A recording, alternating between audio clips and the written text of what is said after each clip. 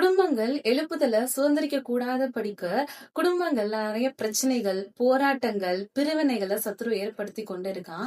And நோவாவின் காலகட்டத்துல எப்படி நோவா ஆண்டவரோட உறவு கொண்டிருந்தாரோ, அதே போல இன்றைய கால கிறிஸ்தவ குடும்பங்கள் ஆண்டவரோட உறவு கொண்டு எழுப்புதலின் தரிசனத்தை பெற்றுக்கொள்ளவும், அண்ட் யோபுவின் காலகட்டத்துல எப்படி ஏசப்பா யோபுவோட குடும்பத்தை வேலி அடைச்சு பாதுகாத்துக்கிட்டாரோ, அதே போல இப்பயுமே நிறைய கிறிஸ்தவ குடும்பங்களுக்கு பாதுகாப்பு தரப்படவும், கடைசி நாட்கள்ல நம்மளோட குடும்பத்திற்கு எதிராகவும், எழுப்புதலுக்கு எதிராகவும், பாதுகாப்புக்கு எதிராகவும் சத்ரு நிறைய கிரியைகளை செஞ்சிட்டு இருக்கான்.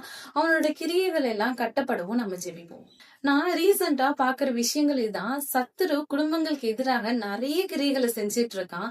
சோ அவனோட கிரியைகள் எல்லாம் கட்டப்படணும் அப்படின்னா ஜெபம் அப்படிங்கிறது ரொம்ப ரொம்ப முக்கியம்.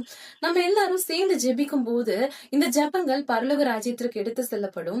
பரலோக ராஜ்யத்திற்கு எடுத்து செல்லும் போது ஏசப்பா சத்ருவோட கிரியைகள் எல்லாத்தையுமே அவர் கட்டுவாரு. சோ நம்ம எல்லாரும் சேர்ந்து ஜெபிச்சு எழுப்புதலுக்காக ஆயத்தப்படுவோமா?